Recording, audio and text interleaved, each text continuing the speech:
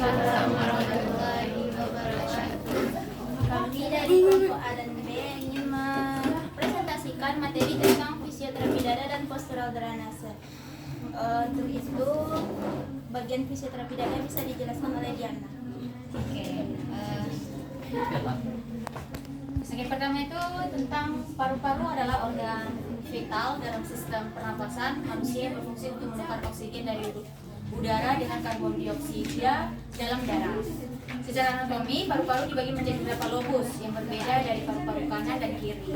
Paru-paru manusia memiliki 5 lobus yang dibagi antara paru-paru kanan dan paru-paru kiri. Lobus superior yaitu terlibat dalam pertukaran udara dengan volume udara yang besar karena posisinya lebih dekat dengan bronkus utama. Lobus medius atau paru kanan cenderung memiliki peran dalam membersihkan lendir dan partikel kecil yang terperangkap dalam udara yang dihirup. Lalu lobus inferior berperan besar dalam pertukaran gas yang terjadi saat nafas masuk lebih dalam karena letaknya yang lebih rendah di paru-paru. Selanjutnya itu fisioterapi dada. Fisioterapi dada adalah merupakan tindakan keperawatan dengan melakukan drainase postural, cupping, dan vibrating pada pasien dengan gangguan sistem pernapasan, misalnya penyakit paru-paru obstruksi kronis, asma, emfisema, ada balikan dan memberikan reduksi otot-otot pernapasan. Fisioterapi dada ini membantu membersihkan sekret dari bronkus pada pasien, memperbaiki pergerakan dan aliran sekret, mencegah penumpukan sekret. Dengan adanya fisioterapi dada, maka meningkatkan efisiensi pernapasan dan ekspansi paru. Baru ada indikasi dari fisioterapi dada, yaitu pasien yang memakai ventilasi, pasien dengan kira baring lama, pasien dengan produksi sekutu meningkat, pasien dengan batuk yang tidak efektif.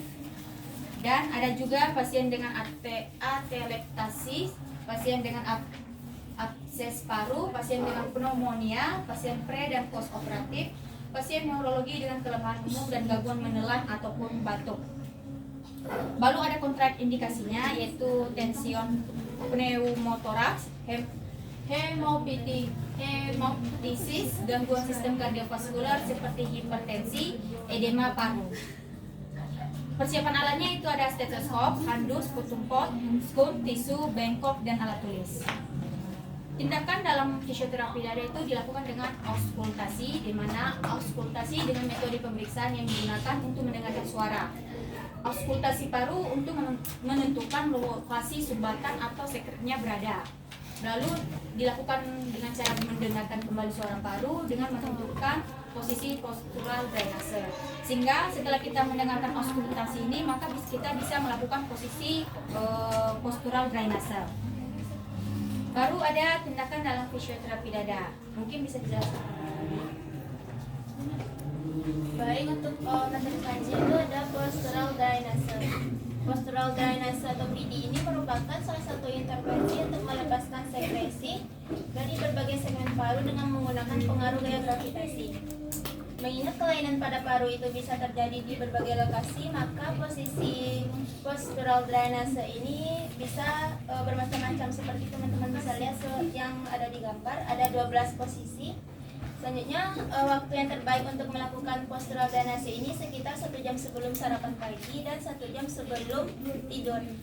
Kenapa begitu? Karena 1 jam, kalau sesudah makan itu bisa membuat pasiennya mual, dan kalau 1 jam sebelum tidur bisa meningkatkan kenyamanan pasien dalam sebelum tidur. Kriteria untuk tidak melanjutkan pengobatan ini, yang pertama, pasien demam dalam 24 atau 48 jam, suara pernapasannya normal atau relatif jelas, fototoraksnya relatif jelas, dan pasiennya mampu untuk bernapas dalam dan batuk. Drainase postural ini dapat dihentikan bila suara pernapasan normal atau tidak terdengar lagi, klien mampu bernapas secara efektif, dan hasil oralnya tidak terdapat penumpukan sekret.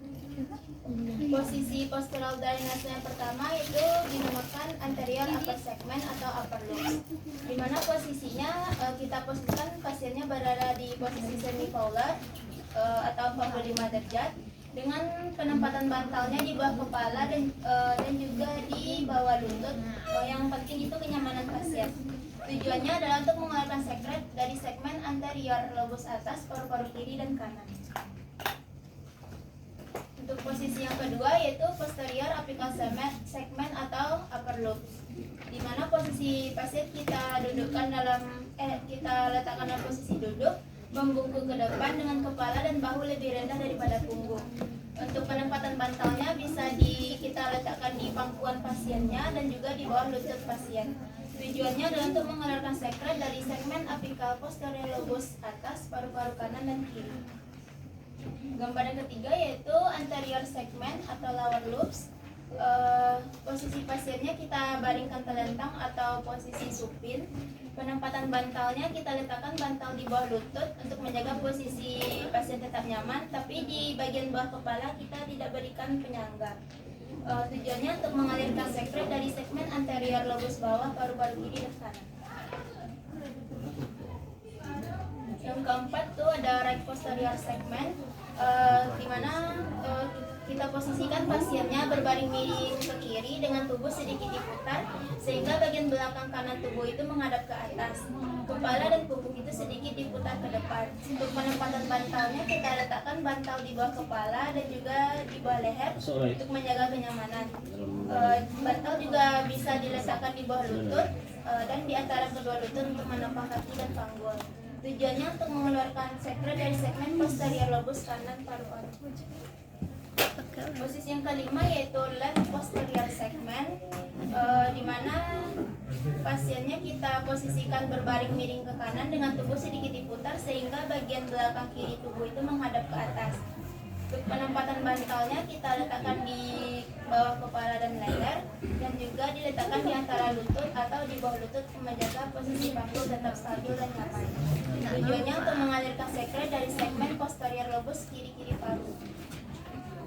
Yang keenam itu right middle lobe. Kita posisikan pasiennya berbaring miring ke kiri tubuh dengan sedikit diputar ke belakang sehingga bagian kanan depan tubuh itu sedikit menghadap ke atas.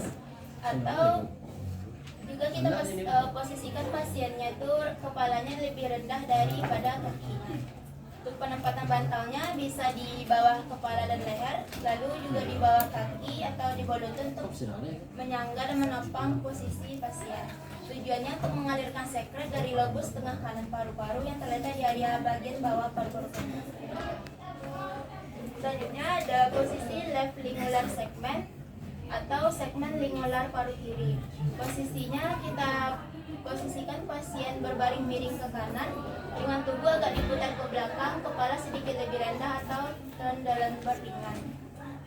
Untuk penempatan bantalnya kita letakkan di bawah kepala dan bantal ditambah juga di bawah panggul atau kaki kiri untuk kenyamanan. Tujuannya untuk mengalirkan sekret dari segmen lingular yang setara dengan lobus tengah di paru kanan. Selanjutnya yang ke-8 yaitu anterior segment lower lobes. Kita posisikan pasiennya berbaring telentang dengan kepalanya lebih rendah daripada kaki atau biasanya ini posisi rendahan bawah. Untuk penempatan bantalnya kita letakkan bantalnya di bawah kepala dan juga di bawah lutut untuk kenyamanan pasien. Tujuannya untuk mengalirkan sekret dari segmen anterior lobus bawah paru-paru kiri dan kanan. Kesembilan yaitu right lateral segment, di mana kita posisikan pasiennya miring ke kiri dengan kepala lebih rendah daripada kaki.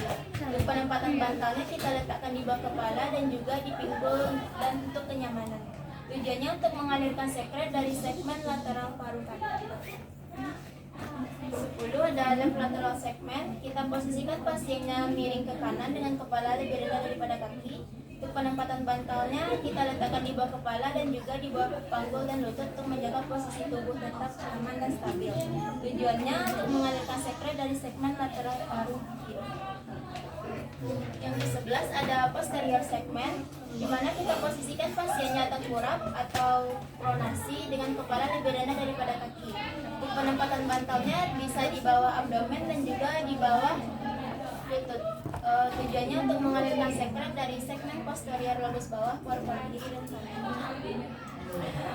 Untuk posisi yang ke-12 ada superior segment. Itu kita posisikan pasiennya tengkurap, tapi kalau tadi kepalanya lebih rendah dari kaki, kalau sekarang untuk bandnya sudah datar.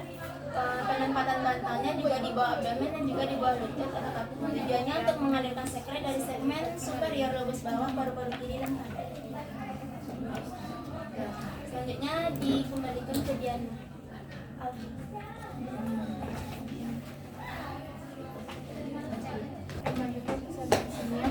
Cutting atau perkusi. Ini biasanya disebut juga dengan bukan atau bukan. Ini dilakukan pada dinding dada atau punggung dengan tangan yang dibentuk seperti ini. Tangan ini kita angkatkan, terus tujuannya untuk melepaskan sekret yang tertahan atau melekat pada bronkus. Di sini ada kontraindikasinya. Hindari menepuk tulang belakang, hati, ginjal, limfa, payudara, clavicula atau sternum.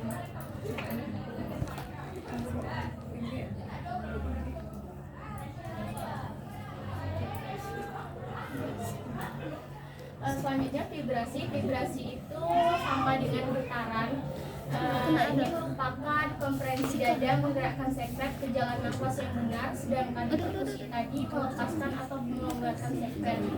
Vibrasi ini hanya dilakukan pada waktu pasien mengeluarkan nafas. Jadi kalau perkusi tadi tuh pasien tuh nggak harus tarik nafas itu, tapi kalau vibrasi pasien harus menarik nafas dan menghembuskan nafas. Terus untuk vibrasi ini posisi tangannya kayak gini. Nanti kita praktekkan lagi. Ini nih urutannya berurutan dari sekret yang ada di misalnya di paru-paru atas atau lobus bawah, itu nanti di postural drainase, baru setelahnya ke perkusi. Setelah perkusi itu baru vibrasi. Semuanya itu harus berurutan. Sputum atau sikrit itu beda-beda letaknya, ada yang di superior, ada yang di anterior, ada yang di middle lobe, sama yang di anterior basal. Nah, yang ini nih berarti sikritnya tuh berada di apikal. Caranya bentuk dari postural drainasenya Sit up in bed. ini. Jadi kalau misalnya sputum tuh ada di apikal tadi, kita harus memposisikan pasien tuh seperti ini gitu, supaya bisa keluar sikretnya dari Position apikal 2 tadi. is for Posisi apa namanya? Apa aja? Posisi apa namanya? Posisi apikal namanya. Anterior apical segment. Bisa dilihat di modelnya ya guys, di gambar nomor Apical 1. segment. Ini posisi 2. Ada mah yang dijelasin sama Najila tadi itu, ini gambarnya gitu. Ini yang tadi kan ada 12 posisi kan. Nah, tadi itu posisi pertama yang apical segment. Nah, sekarang ini juga ada apical segment, tapi belum. secretion at the back and top of both lungs. Ya, itu apical Sit up in segment bed. bagian belakang. Tapi bagian posterior belakang, kalau di paru-paru belakang kan ada depan sama belakang paru-paru kita. Kalau dia belakang kayak gini caranya. Position 3 is for secretion at the front Nah, ini yang upper ketiga, portion posisi of yang both ketiga. Kalau secretnya ada di anterior di lungs. Is bagian for tengah. secretion at the front upper portion of both lungs. Nah, gini posisinya. Lie facing up with a pillow under your knees for comfort. Itu namanya Position 4 is for left and secretion right at the upper anterior segment. Yang tadi. Ini posisi keempat. back portion Ini of right lung. right middle. Place one pillow under the Yang kita harus tekankan tuh yang di kanan, berarti pasiennya harus ke kiri gitu kan? Tuh. position at the upper back Ini portion posisi of left kelima. lungs. Yang di posterior bagian belakang. Lie Kita on the bagian right side belakang. with knees bent. Intinya kalau dia tuh di bagian belakang atau posterior, kita tuh harus menyelungkupkan pasiennya, karena kita bakal ngeluarin secret yang di belakang. Ini kan menelungkup nih dia. Position 6 is for secretion at Terus the ada middle right middle lung. lobe di tengah paru-paru Lie lendirnya. on the left side with knees bent. Place one pillow behind the back. Rotate body slightly backwards.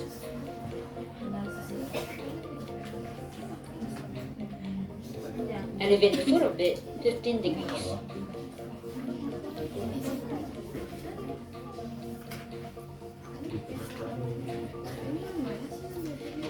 Position 7 is for secretion at the middle left Ini lung. lingular. Bedanya iya punya. Knees bent. Place one pillow behind the back. Rotate body slightly backward. Elevate the foot a bit, 15 degrees. Position 8 is for secretion at the front and lower portion of both Posisi lungs. ke-8 kalau secretnya berada di Lie facing anterior up basal. with a pillow under the knees for comfort. Elevate the foot a bit, 20 degrees.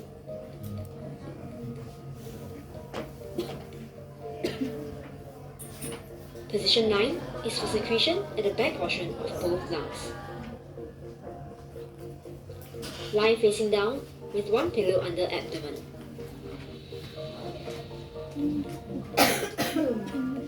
Position 10 is for secretion in the lower back portion of both lungs.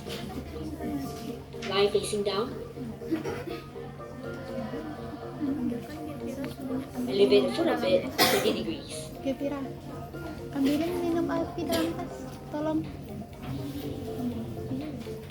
Position 11 is for the lower back portion of the right lungs. Lie on the left side with knees bent. Place a pillow under chest. Rotate body slightly forward. Elevate the foot a bit, 20 degrees.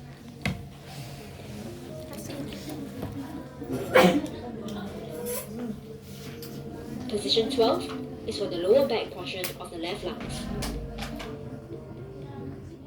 Lie on the right side with knees bent. Place a pillow under chest.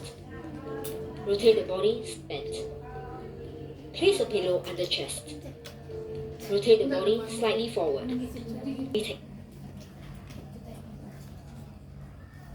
Itu tadi penjelasan dari fisioterapi dada. Yang ketiga ada postural drainase, vibrasi sama perkusi sama vibrasi. Lanjut yang perkusi. This is a demonstration of the percussion. Jadi sebelum kita melakukan perkusi kepada pasien, kita harus tahu posisi postural drainasenya. Kalau harus tepat posisi postural drainase itu sama letak secretnya. Makanya kita pelajari dulu postural drainasenya, baru kita lanjut ke perkusi dan vibrasi. Technique. This is only to be done on the advice of your physiotherapist following assessment. My patient is currently in side lying. In this position, you can use the ribs to mark the bottom of the lungs. From here, you know where to start your treatment. Place a folded towel over the area you wish to treat. With a cupped hand and soft wrist, you can start your percussion, either on the side or the back. Whilst you're doing this, you need to ensure that your patient is comfortable throughout and they are not breathless. Percussion should be done between 150 to 200 claps per minute. That's roughly 2 to 3 per second. Ketika vibrasi ini kita menghembuskan nafas dalam, narik nafas dalam, terus dikeluarkan dengan batuk supaya keluar sebetulnya. Jadi getaran itu dikasih saat pasien itu mengeluarkan nafasnya. Oke. Mungkin kami akan memperhatikannya. Jika saya perawat harian bertugas pagi ini dari jam 8 sampai jam 2 nanti. Sebelumnya benar gelombang dulu. Boleh saya cek dulu gelangnya. Oke, benar. Di sini kan ada keluhan suara Romki dan juga. Gimana bisa kalau ada keluhan terus ngapain? Harus siapa dulu? Dari fisioterapi tentu. Langkah pertama ya harus pemeriksaan fisik kan. Terutama pemeriksaan fisik apa tuh yang diinginkan semuanya. Ini kita akan Mana melakukan stetoskop dan yang lain itu melihat seperti apa sih perawat ketika akan melakukan tindakan tersebut. Kan kita selalu awali kan persiapan apa. Persiapan itu ada siapa aja. Ada berapa persiapan itu? Ada? Ada apa persiapan? persiapan alat Ada berapa pasien. buah persiapan? perawat Hah? 3. Persiapan ada berapa? 3. Apa tuh yang 3? Teman-teman, ini kami mau melakukan tindakan vaskular drainase dan fisioterapi. Nah, persiapannya adalah ini gitu loh dijelasinnya. Nah, terus apa lagi step selanjutnya kan gitu. Kan kita siapin dulu ya. Jadi lakukanlah seperti yang sebenarnya. Cuci tangan, bawa wastafel juga ada. Nggak boleh prememori. Jadi anggap itu beneran itu di lapangan itu seperti itu. Kalau kalian hanya di bibir saja lip sync. Baik, sebelumnya kita tanyakan dulu perkenalan kepada pasien. Apakah benar pasien yang akan kita tangani sesuai dengan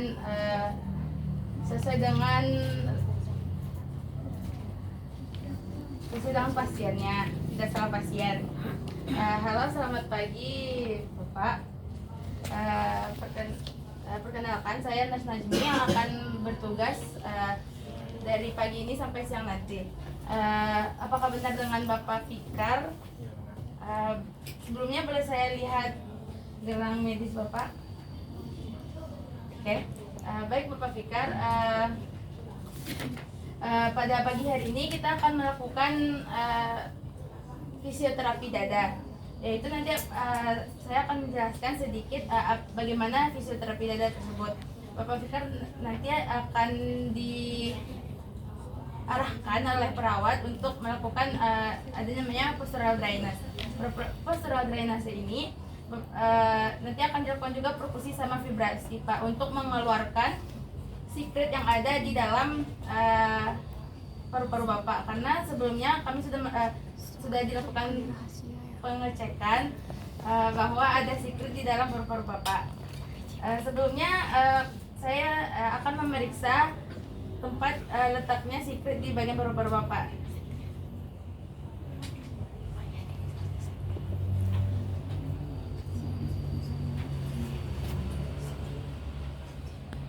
Kalian perhatiin ya, bener nggak yang dilakukan oleh siapa namanya? Najmi Bu. Kalian kan udah belajar auskultasi kan? Ya. Kita dengarkan suara dari paru-paru pasien. Kalau terdengar rongki di bagian dari paru-paru pasien, berarti di situ terdapat secret pada paru-paru pasien. Pertama kita periksa di bagian upper lobe atau paru-paru bagian atas, kanan dan kiri.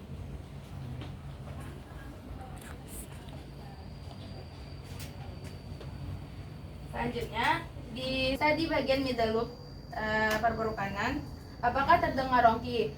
Jika terdengar rongki berarti di situ terdapat secret di bagian paru-parunya yang akan kita keluarkan. Seperti itu juga di kiri.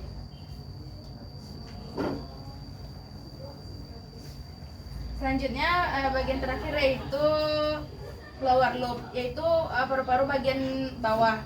Kita juga periksa apakah terdengar rongki di paru-paru bagian bawah.